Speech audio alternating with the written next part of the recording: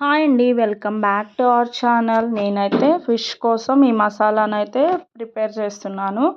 ధనియాలు, జీలకర్ర, మెంతులు తీసుకొని వేయించాలండి. వేయించి పక్కన పెట్టుకోవాలి. ఇది ఫిష్ పులుసు కోసం చింతపండు తీసుకున్నాను. 2 kgs ఫిష్ కోసం నేను ఇదైతే నానేసుకున్నాను. ఇంటి దగ్గర చింతపండు అండి, కొంచెమే, చాలా గుజ్జు వస్తుంది. ఇక్కడ మా హస్బెండ్ అయితే ఫిష్ని క్లీన్ చేస్తున్నాడు. వాళ్ళు ఆల్రెడీ క్లీన్ చేసి ఇస్తారు కదా, అయినా మా హస్బెండ్ వినడు. దాన్ని మళ్ళీ కల్లులు ఉప్పు వేసుకొని రుద్దితే కానీ తనకు సాటిస్ఫై అవ్వడు. నేనైతే ఇక్కడ ఇందాక తీసుకున్నా కదండి, ధనియాలు, జీలకర్ర, మెంతులు, అవి అయితే వేయించుతున్నాను. దాని క్లీనింగ్ అయిపోయేలోపు ఇవి వేగుతాయి కదా, పక్కన చల్లార పెడితే మిక్సీ చేయొచ్చని తన క్లీనింగ్ సెక్షన్ అయితే ఇంకా పూర్తి అవ్వలేదు. రుద్దుతూనే ఉన్నాడు. వాయి బట్టల్లాగా తెల్లగా మెరిసే వరకు రుద్దుతారనమాట. ఇక్కడ నేను 3 ఆనియన్స్ తీసుకున్నానండి. 2 kgs ఫిష్కి ఇట్లా మీడియం సైజ్ ఆనియన్స్ 3 తీసుకొని కాల్చాను అనమాట.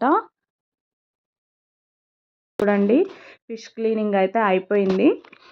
ఒకటి ఫ్రై కోసం, ఒకటి కర్రీ కోసం పక్కన పెట్టాను.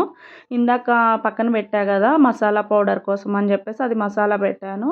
3 ఆనియన్స్ తీసుకున్నాను, అది కూడా పేస్ట్ చేశాను.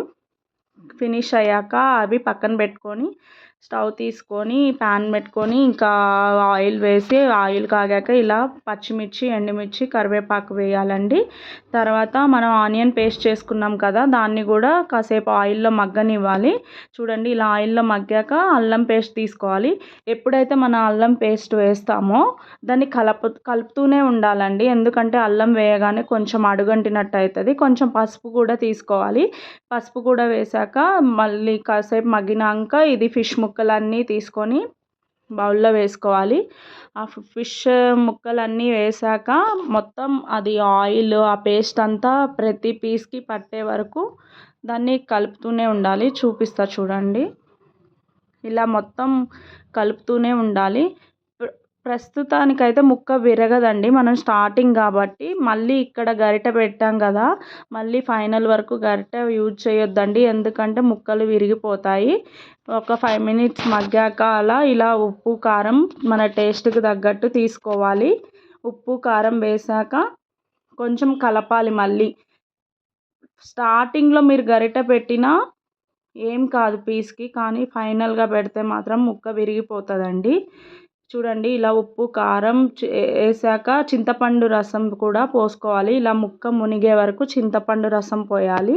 చూడండి, ఇలా ముక్క మునిగినాయి కదా, ఇలా చూడండి ఎంత బాగా ఉడుకుతుందో. ఇంకా చింతపండు రసం వేసాక ఇలా ఊపాలండి, బౌల్ని మొత్తం కలిసేటట్టు ఊపాలి.